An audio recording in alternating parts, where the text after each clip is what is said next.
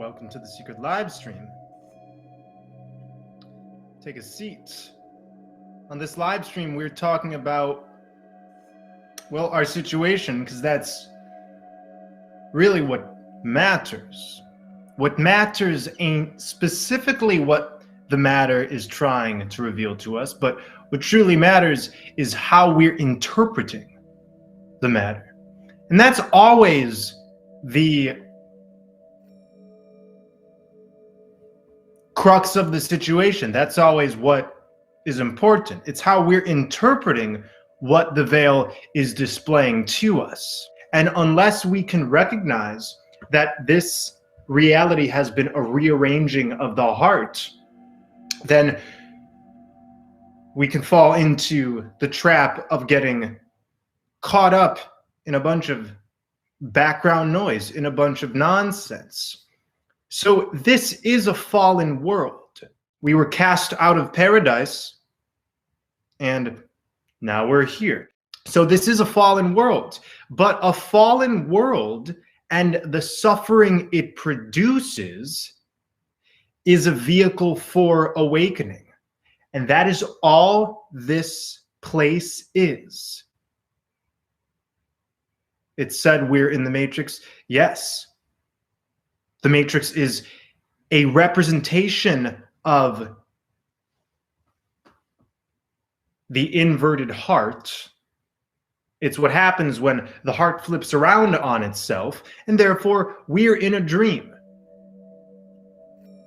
So the heart has led us through a series of charades in order to feed us the very experiences that guide us back into the heart space. And in this way, everything has been pre-programmed, everything has been predestined, and we are on a chord. We're literally on a chord on the record of reality to what we would call our higher selves. This activation, which merges this material body and that what we would call etheric body, is granted solely when you yourself have gone through all of these present charades. The truth is very simple, but that simplicity can only be fully realized if we ourselves are on the path of self-realization. And recently I've gotten a lot of questions like, okay, so you talk about self-realization, you speak of transformation, but what is it you're specifically talking about? You know, what modalities could you recommend? What methods of, meditation or diet could you recommend? And we could play that game all day, but there's a reason why I remain elusive in what I'm saying, because this is all about you yourself alchemizing yourself. And it's never about anything else other than you. Which is why I recently heard a video.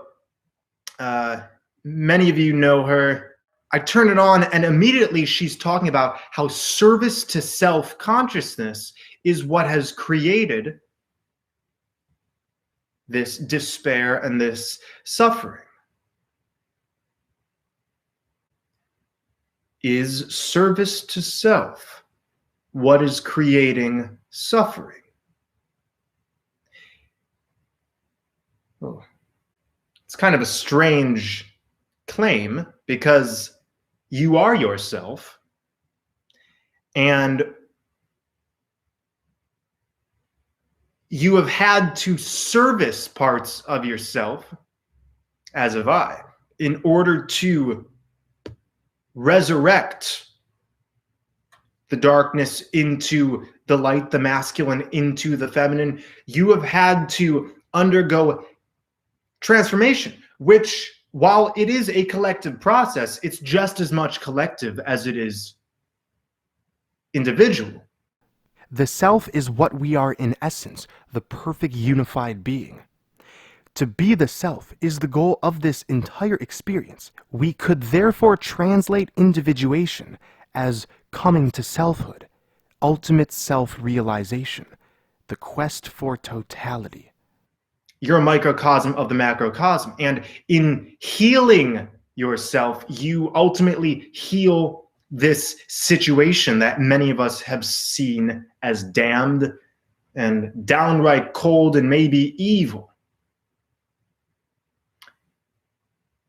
So the opposite polarity of service to self would be service to others, which is a glorious thing. But can you truly be of service to others if you yourself remain in a fractured state? And in this way, service to self is nothing to just brand as negative. And service to others is not simply a positive motion. Every breath we take, action we perform, word we speak, if it's not coming from an energy of harmonious intention, then no matter what we perform on the world stage, we're going to feel a sense of entrapment, which is why it can be so easy to say such words as, service to self. That's what we need to tear apart, right? That's what we need to get away from. But once again, you are yourself. Who else are you right now? Of course, you're a piece of the collective. But if you don't service yourself, or rather, if you don't heal yourself, then how can you expect to heal the collective? Now, of course, when most people talk about this, they talk about using the self to override another's manifestations, or put something or someone into bondage, or inflict some kind of harm. But if you're even in this conversation, most likely you don't have any of those intentions. Most likely you don't have a desire to harm if you are on this live stream. So we should give ourselves a little more credit here. We should give ourselves a little bit more credit.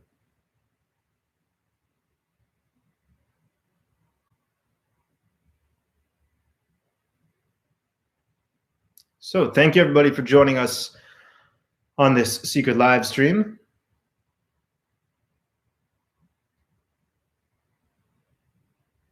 Going back to this idea of the elite, their evil plans. If ultimately something degrades through its own parasitism, then it's not even real. And I beg you to have an open mind. Have an open mind for what I'm about to say. As many proofs, as many scientific papers, as many articles you've seen, as many in-depth explanations that you've uncovered through the internet and through books and, mostly through these magic mirrors, through these black mirrors that we're on our phones and our laptops. Through all of this, many of us have deduced, there's all of these corrupted aspects of reality, as far as like a shadow force pulling the strings of everything. But in my experience, in my divine experiences, it's actually us. It's actually our great mother who has been orchestrating all of these reflections. And that's all they are. They are simply inverted reflections of us. And that's why we say this is a fallen world. And a fallen world and the suffering it produces is the vehicle for awakening. And what I'm saying, I'm not saying that because things are so bad, then it gives us an opportunity to awaken. I'm saying things are bad because we were destined to awaken. This is a dream, not a metaphor, and not a quick fix kind of conclusion. What we've been experiencing, right now in this life and in prior lives has been a dream. And we call this a planet, right? It's planet Earth. So it's really a plan to net. And what happens when you net something? When you catch something with a net, you're trying to capture something. And sure, this could go two ways. It's like, well, are we being captured? Or maybe the net itself is capturing the part of ourselves, and that's really what we see. That is Sophia's message. But once again, this can only be known as much as it is felt. This kind of message cannot be translated by those who are solely existing within a logical framework, because logic has many pitfalls. Logic correlates everything with a linear progression, right? That's reasonable. Well, what about what's unreasonable?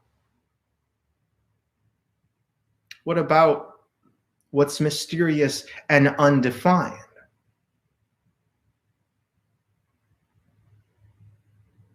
So the bottom line is, the heart has led us through a series of charades, like we're in a hall of mirrors, in order to feed us the very experiences that guide us back into the center. And in this way, it is an automatic process, or rather automated. Automatic almost suggests that you can sit back and it's done for you, but automated really brings that together with experience. You yourself did not consciously choose to go through specific traumas. You yourself did not consciously choose to cry, stub your toe, break your arm, go through heartbreak, go through addictions, etc., etc. It's not like you consciously chose that, but your undealt with energy, which brought you here in the first place, has been translated into all of these situations, which again are just charades in order to show you how the inner can personify when manifestation is sloppy. Because that's really what duality is. Duality is a very sloppy form of interacting with yourself and the world. And in duality, which creates a dual, it's easy to point the finger. And that's why, even with the greatest intentions, when we're setting up an invisible enemy in the outer, whether it's one of the bloodlines, a corporation who's killing off a bunch of crops or genetically modifying things, whether it's, even a family member who seems to be terrorizing us with their narcissistic ways, whatever it is, if we wish to maintain that opposition, that's how you know you're in duality. You are consenting to a duel, which will only end when you pull away that consent, because that's how, well, not only this matrix, but that's how everything in the universe operates. As within, so without. So something that is liberating, for one, can be terrifying to another, or completely foolish. And isn't it lovely? We are recognizing how our energy interacts, creates, releases, contains, blossoms, degrades, and therefore, this is like a training ground. This overlay is a safe container. It's a training ground. So, of course, a lot of what I'm saying, by the way, it's following how my videos have been going, because lately I've been talking about 5G and the coronavirus, and I know that I tend to hit a lot of viewers who are more into the conspiracy type stuff, so that's why I dig tearing apart, you know, these campaigns of fear. And even after my last 5G video, got a lot of comments asking, you know, okay, I get what you're saying, but this is just hopeism. You know, you're just peddling relentless positivity. And what about the RFID chips? What about the vaccines that might be coming out? Blah, blah, blah, blah. Listen, listen, listen. It's all a mirage. It's all a mirage. Once again, this truth can only be known as much as it is felt.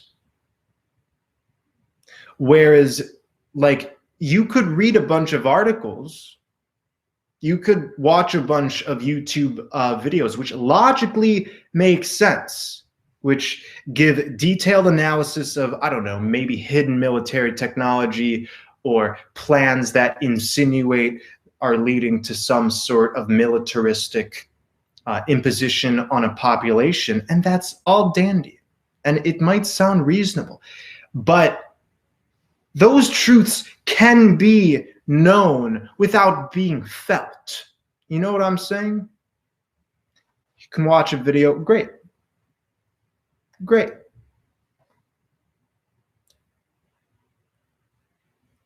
It's kiddie stuff.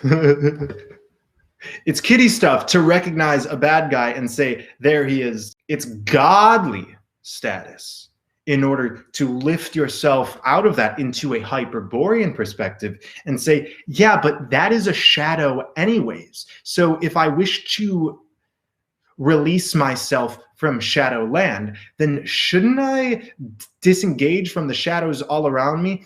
It's like, you know, even on this carpet, I have a shadow, and I know that is me. But if I tried to, like, get in an argument with my shadow, well, that's schizophrenic.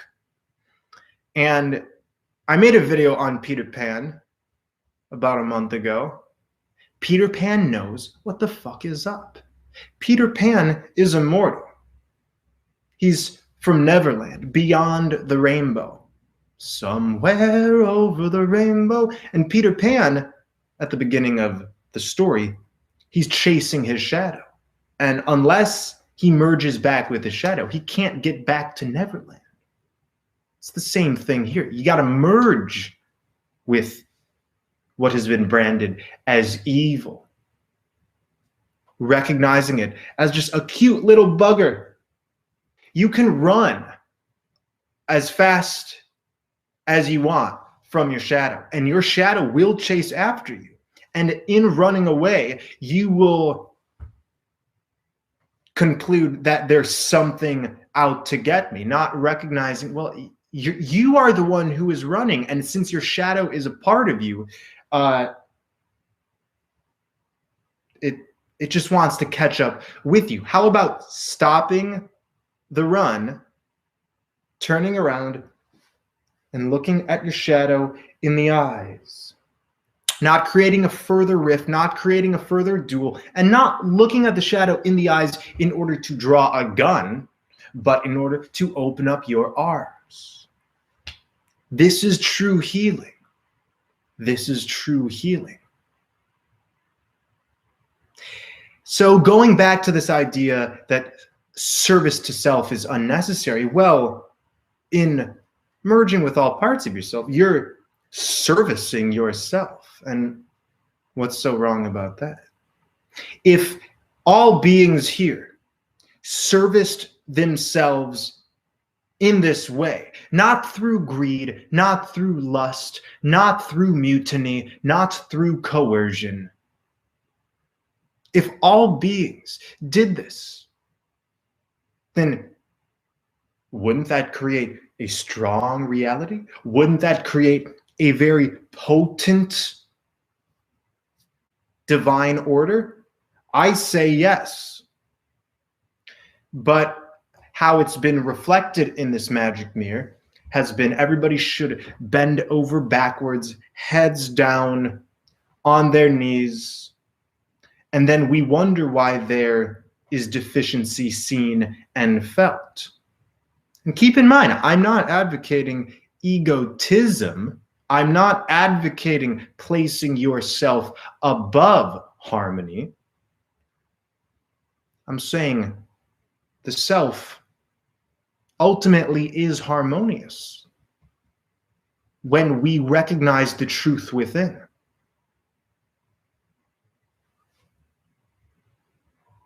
And it's interesting that the 10 Commandments tell you what not to do. Like, these are supposed to be divine guidelines, what not to do. Don't kill, don't steal, don't commit adultery. Well, within the energetics of harmony, we automatically realize that, yeah, I don't want to harm. And the living souls know that we haven't really aimed to cause harm at all during this incarnation. Any harm inflicted onto ourselves or the outer has been a result of embedded traumas. And therefore, this whole experience we have tumbled through to get that it's all about a heart-based consciousness. Nothing else. What's a heart-based consciousness? Sounds fluffy, sounds idealistic, sounds a little simplistic. Well, the heart doesn't know anything else but expansion, but beauty, and wishes to convey solely that which is wise and beautiful. That's what the heart means. That's what living from the heart means. Therefore, we can know what to do by connecting with the trueness within, rather than have to,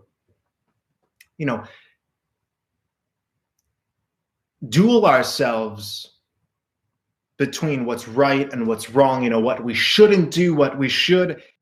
Once again, this is a fallen world. All ancient texts say this. And you know this to be true deep down. That's why everything here casts a shadow. That is really what that thing is. This is an unpopular truth. This is an unpopular truth because it recognizes that everything is going according to plan, that there is absolutely nothing to oppose, but there is much to harmonize with, to understand. We say this word understand because that's what it's all about. And words are spells. I don't understand. I don't stand under that which I am aiming to become or to internalize. You can stand under many belief systems. You can stand under many narratives.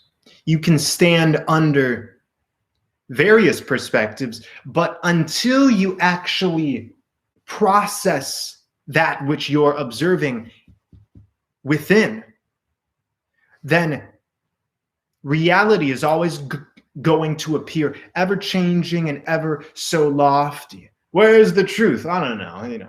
Hermes says this. This guy says this. This ancient yoga teacher said this. I mean, come on. It's just, but honey boo, you can't keep understanding. You can't keep understanding or even overstanding, right? Understanding, bringing it all into that singularity. That's where the magic lies. Therefore, existence, even this one right now, becomes a magical one full of magical synchronicity and coincidences and events, even if you're just, in a carpeted room with some flowers next to you. This is a magical atmosphere I find myself in. Why is it? Because I recognize I am a simulation of my higher self or my Hyperborean self in a temporary hologram, getting to the finish line where I will break free from that loop that we've called samsara, or time. The wheel in the sky keeps on turning. It's all the same shit. And therefore, I can act in solace, knowing the only thing the divine asks of me is to incorporate my own divinity. And your own divinity is not separate from the divine. And you see what happens to those who adhere to humanity only without any recognition of an inner divine nature. There is always going to be an externalization of God and the divine, always. And one could say, yeah, but I'm not God. Like, I'm not the only one. And that's not what I'm saying. I'm not saying you're the only divine. This monotheistic idea of a ruling God, or like even that divine light that we all have to reach up towards. It's a dark age idea. It's quite archaic as far as I'm concerned. The hand of God is in you, and it's been tugging at you, and it's been tugging at you in many different forms, and some of those forms have seemed scary and even parasitic. So, if anything out here, I don't know, like the Illuminati or like some 5G scare, I don't know. If anything out here seems scary, but that fear has actually propelled you into an inner journey, then how could we ever maintain that something is bad or evil? Because if a shadow can propel you into the light, then maybe that shadow was really the light the whole time, tricking you when you were in a state of unknowingness.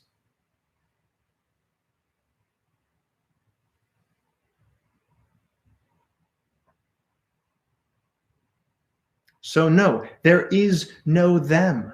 There is no them.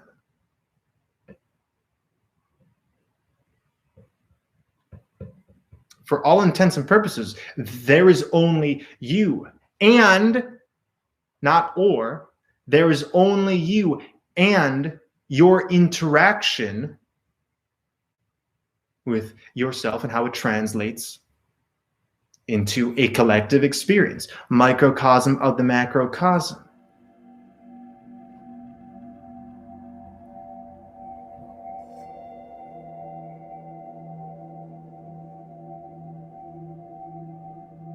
It's a little confusing, right? It's a little confusing. But it's meant to be. It's meant to be. We have all of these archetypes of wisdom.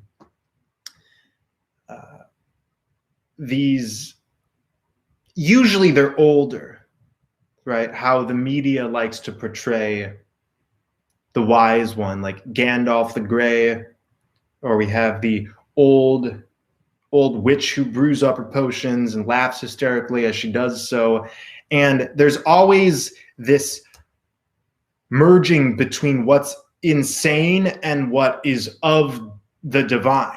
And it ends up being the same, because the closer you get to the truth of divinity, the closer you get to a state that can only be interpreted by those on the same wavelength of the same kind, which is why wisdom sounds like foolishness to those who don't recognize wisdom within themselves. We actually aid collective ascension in solidifying what we ourselves are all about. That's what the gods and goddesses do. They know that they are universes unto themselves, and therefore they don't seriously play by the rules of others. I say seriously because, yeah, I mean, you can always entertain another's universe, another's way of interaction, but ultimately,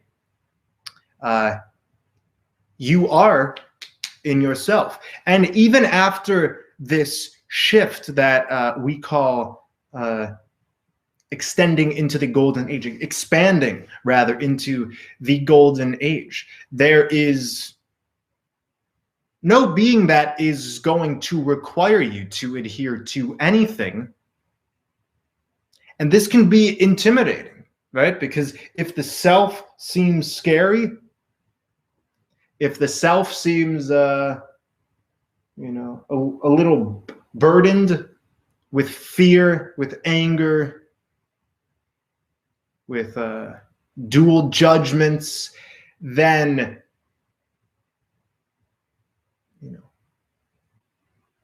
microcosmic creation will feel more intimidating than like merging with some all-knowing light. But because that all-knowing light is right here, baby,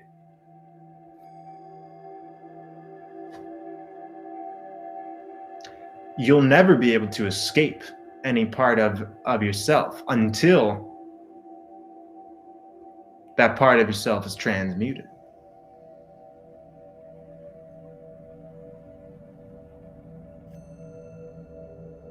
I really was actually surprised by this woman's channel, who a lot of people have referenced to me lately, because I don't really know what she does. I guess she's a channeler, or she's some sort of like spiritual conduit. And so I went to her last video, and she was asking everybody to share information about the elites and the Illuminati so people can start awakening. And I'm sitting here scratching my head, but what is awakening? We can identify as many explanations and topics and dive deep into them, but if we're not ourselves really strengthening all that we are, if we're ignoring the consciousness component of it and seeing awakening simply as like propelling articles on the Illuminati or vaccines or the evil cabal, then no, not me. I don't call that awakening. I call that identifying wrongs in the world, or that which you identify as wrongs in the world. And we can play that game all day, year after year. I mean, that can be a never-ending process. And listen, I've been in, I guess what you'd call like this world since around 2005. 2005 and onwards, I digested all content about impending martial law and the bloodlines and Bohemian Grove. That used to be a really hot topic. And, adrenochrome and hidden satanic groups. But the more I transcended these things, the more I witnessed my fellow truthers remaining at these gates and going, rah, rah, rah, rah, rah, we got to wake up the planet. It's like, yeah, but Earth is an anagram for heart, and this is a rearranging of the heart. Therefore, in order to rearrange Earth or this situation, I'm going to rearrange my heart. I'm going to rather put back all pieces of myself together, because one less fragmented individual within the collective of living souls is one less burden that the Great Mother has to deal with. And in this way, service to self bleeds into service to others, service to the collective. There's really no difference between hot and cold, light and dark, the self and the other. This is why it's fundamental to know and understand, as within, so without.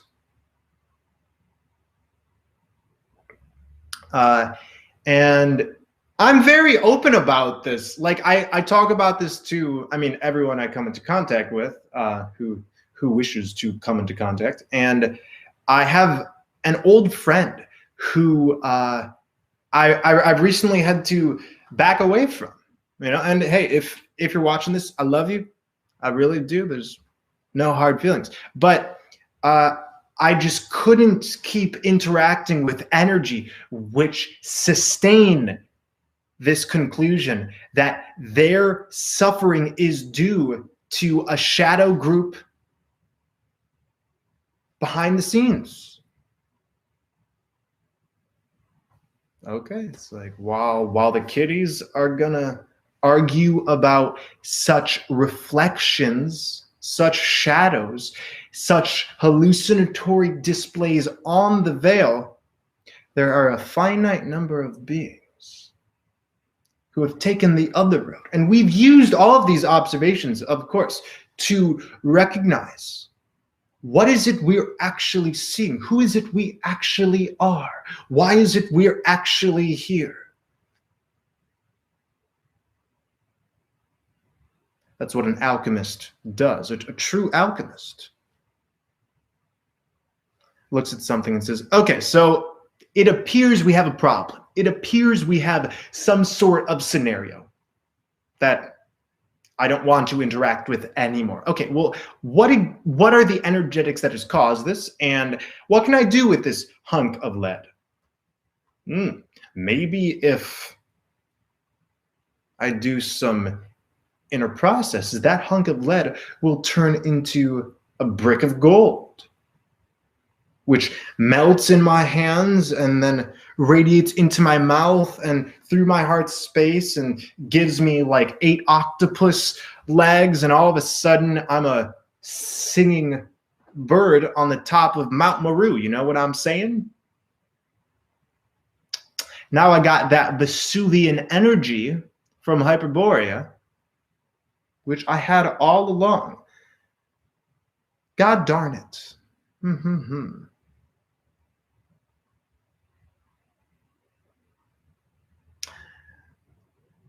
And I agree, you know, yeah, avoid the media like the plague, but I would add on to that, avoid believing the media. And when I say media, I don't just mean what we see as the mainstream. I say most output, even on the internet. Again, anything coming from an us versus them, higher, lower perspective, good, evil, is creating a duel. That's why that's the first thing I'm paying attention to when I'm interacting with any content, even with myself. It's like, okay, am I feeling at odds with something? Or are the energies of opposition? If the answer is yes, I want no part of that.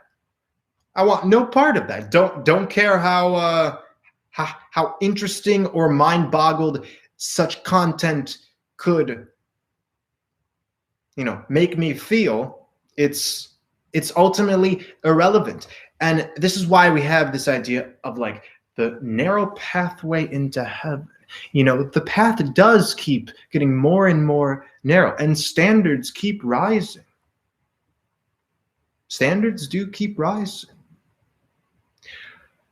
What is it you accept into your sphere, into your auric field? That is the same question as what is it you wish to perpetuate? Let me say that again. What is it you wish to let into your auric field is the same question as what is it you wish to perpetuate?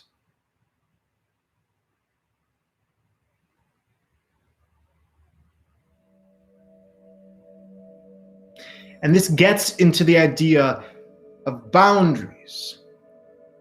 Boundaries. This is the divine masculine. The universal feminine force is the archetype of chaos, whereas the masculine is the embodiment of order. In the realm of spirituality, ascension, healing, transformation, most of us are well aware that right now is a time to resurrect and revitalize the divine feminine.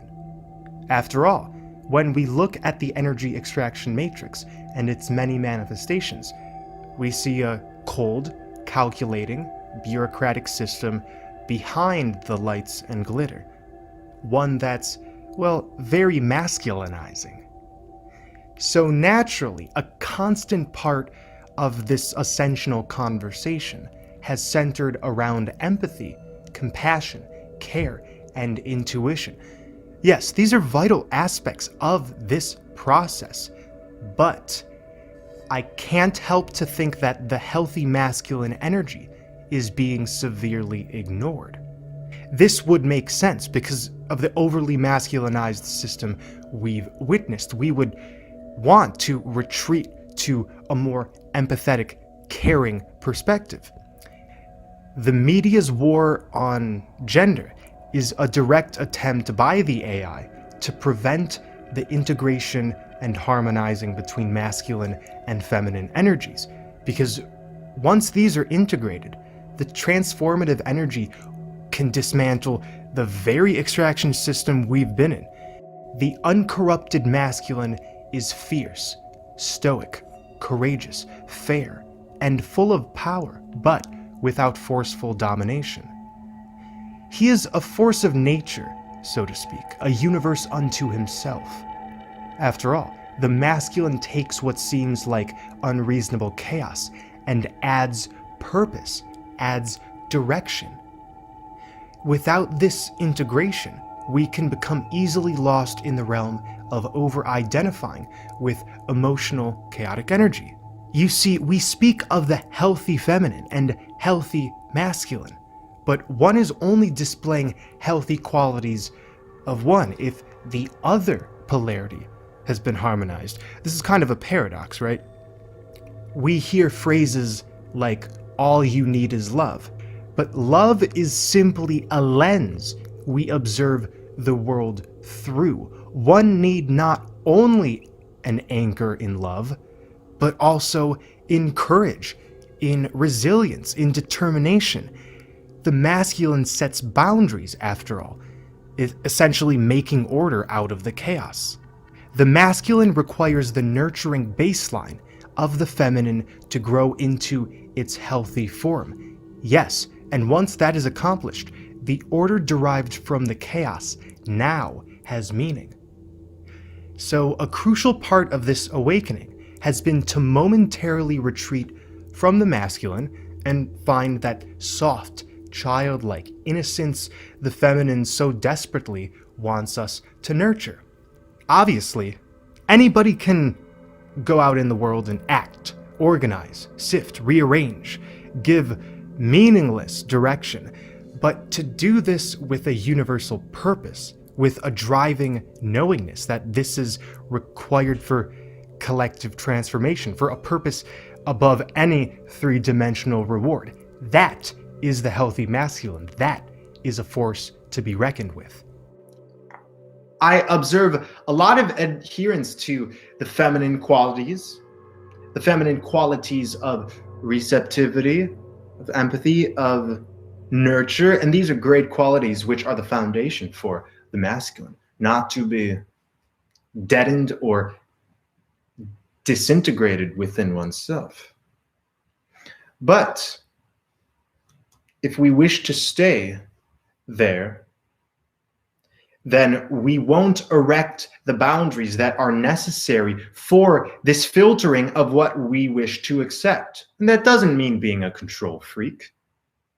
You know, it's about allowing creation only through your own allowance of that creation. Consent. Remember, what do you consent to?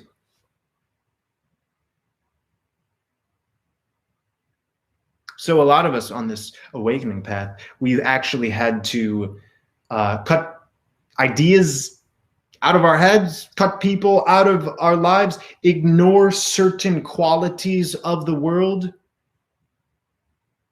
in order to dive kind of like into our own rabbit holes, into our own fractal, where our fractals get larger and larger and larger and larger, pushing everything that we don't consent to the outskirts, and therefore it all may as well be background noise. And it is. You see, you not observing harm is the exact same thing as harm not existing. And this is what all of us truthers could come to a great realization to. That I know. You see these 5G towers, I get it. Like, trust me, I've gone through the research. I know that it makes sense from like a left-brained limited perspective. And yeah, I see lots of what we'd interpret as scarcity here, but it's the difference between you looking upon that and smiling and saying, wait, no, that's not a weapon. That's not harm. That is a gift. It's between that and going, no, that's the enemy. Because like we said, if a dark element of reality ends up gifting you with a realization to unlock your own divinity, then that by definition is a part of the light that you so wish to interact with. And how is it possible? You know, bringing it down, how is it possible that many of us are rising out of the clutches of limitation, and yet this reality can seem to only give us limitation? It's like if it was objectively harmful, then, I mean, my health wouldn't be increasing, your vitality would not be rising. And, you know, I speak to many beings throughout the day, and we're all having quite a different multicolored experience here. But overall, the baseline realization is I've woken up to many things that I myself held within, and I'm feeling a depth and I'm feeling a radiance. And no, it's not always easy. No, it's not just me feeling positive and like this cutesy joy all the time, but you know, I'm feeling some kind of transformation that was not like really handed to me.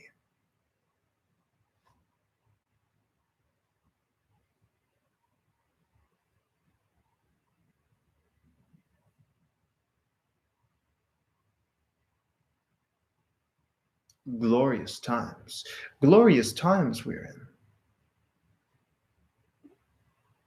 Those who know. And you really know when you're in the now. That's why it's like KNOW.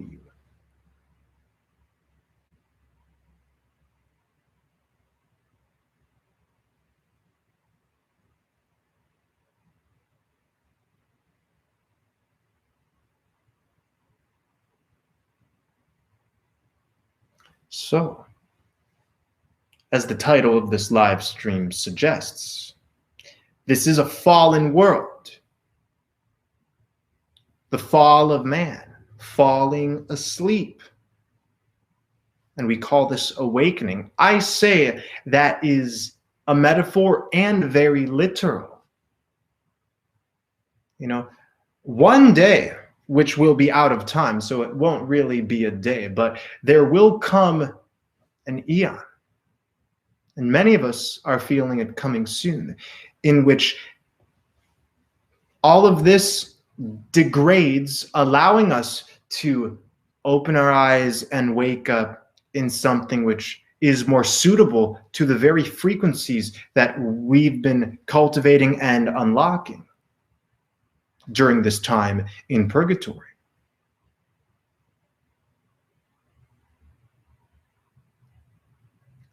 That's what this is. Because I know there's a few of you who are new to this channel, or maybe, you know, there's a lot of people who like saw my older work and now they're getting to my new work without a lot of context. I have a video, if you'd like to review it, on Flat Earth Paradise called The Purgatorial Dumping Ground. And I also have Like a Record Baby, the Purgatorial Disc. And both of those attempt to explain that this is literally purgatory. That's all this is. And the funny thing about purgatory is, like, you don't know that you've undergone a purging process until the very end. Why? Because as you're purging, you're so consumed with all of that that you can see a light at the end of the tunnel. But the more you traverse the tunnel, the more you see that blinding radiance. And it's like, what is that blinding light? That blinding light is you, which only blinds you when you haven't seen it in so long. So you inch up, you inch up, you inch up. And that is you who has been waiting at the open door of Shambhala, saying, come on, you can do it. Let's go. I know it's hard. I know it's difficult.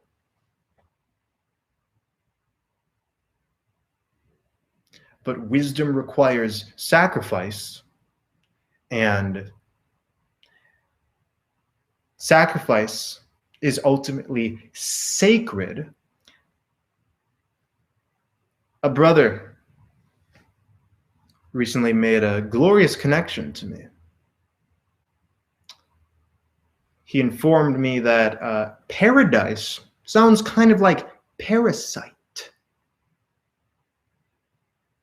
So we left paradise because of a parasitic consciousness. We changed the D into the S, the serpent, the sine wave. And D, how I see it, you mirror it. It's like DB, like database. You know, like the Akashic records, the all-knowing hall, which only gives us truth without restraint, without rhyme or reason. And we left the database of Akasha falling onto the sine wave, and therefore paradise transfigured into a parasite. So why does the energy extraction system exist? It's because when we left paradise and toyed around with that type of consciousness, we ultimately set up all of the dominoes in place to ensnare us in our own creation. It's like our own creation turning on its creators, but not turning on us because it wants to hurt us, turning on us because, well, that's your own consciousness which is coming back to you. How does it feel, right? That was the underlying message of this whole experience. Okay. You want to toy around with duality? You want to break away from Harmony, here you go. You're living in its system. But going back to this conspiracy talk, if we're going to keep shouting at 5G and RFID chips and all of these automated aspects of this construct, then we will always be sorely disappointed to the state of mind it brings us in. And in this state, we will always be going, I'm under attack. I'm a pawn in somebody else's game.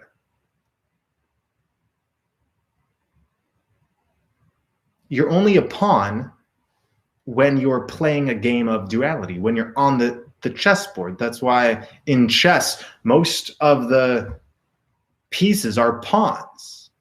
It's like, but what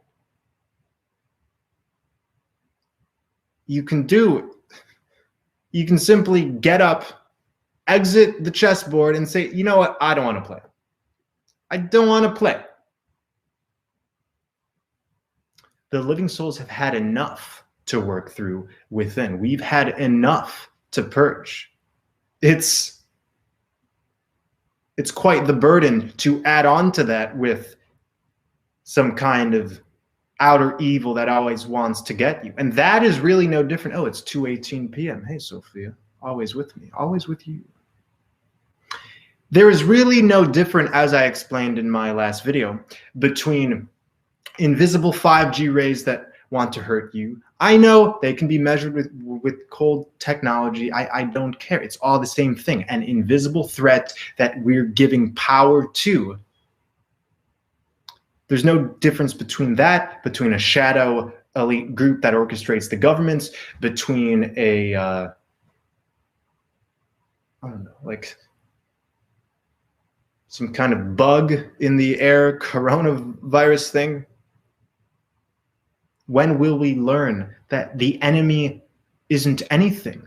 The enemy has always been an invisible, imaginatory propagation within ourselves.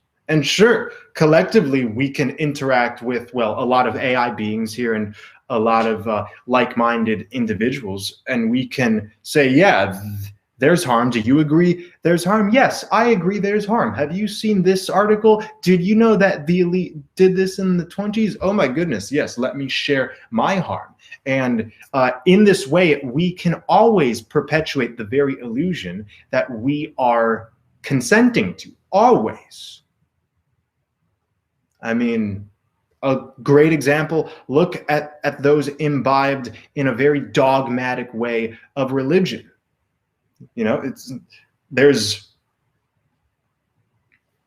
tight tethers that they have created to that system, and therefore it is. So if we don't wish to look at this from a purgatorial perspective, which I get, some of you may not agree, then we can look at this as like engaging and disengaging from specific outcomes through our own input, right? You can plug into this modality, this perspective, this set of thought forms, but that doesn't feel good, maybe. That doesn't feel in alignment, and you keep plugging in until you plug into yourself and create a self-sustaining generative system around you, which ain't a rigid system. It's a system based on each now moment, which moves into itself.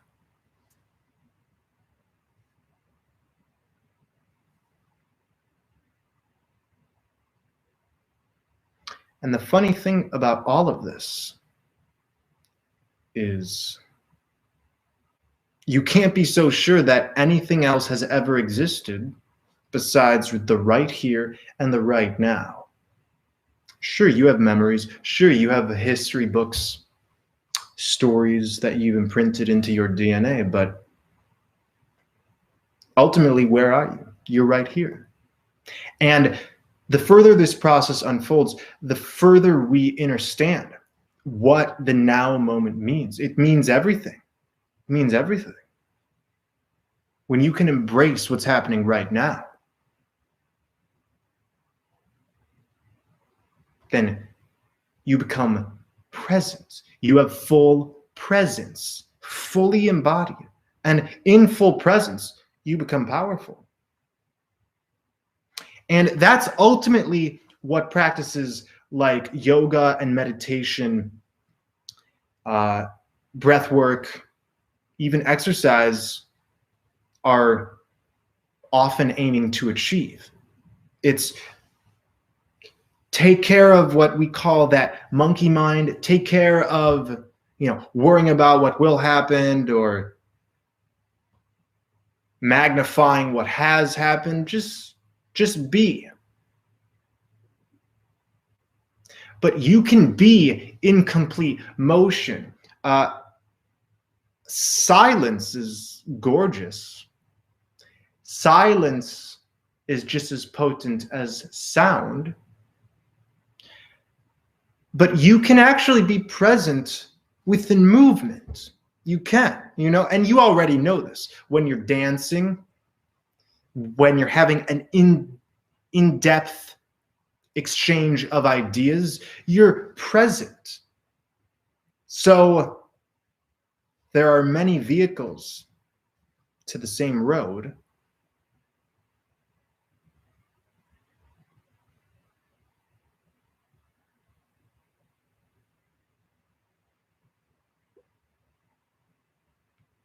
And in this way, we can know what is happening here, who we are, and how to proceed in each moment with momentum. So, thank you everybody for joining us on this secret live stream. This full thing is going to be posted, by the way. Just a quick note. Many of you have asked me to keep up some live streams, and if you're new, this is how this channel works. One out of usually every 3 live streams is posted, and that's just how we choose to do things here. Some live streams seem to be more in the moment type ordeals, where if you tune in, then that's the little secret. And if you don't, then I guarantee every concept which is ever spoken of in a live stream, which is unlisted or private, will always be expanded upon either in a posted live stream or in some recorded video. So you're not missing anything, and how could you? You're already in you. All right, dudes and dudettes, peace. Thank you so much. Take care. Keep up the great work.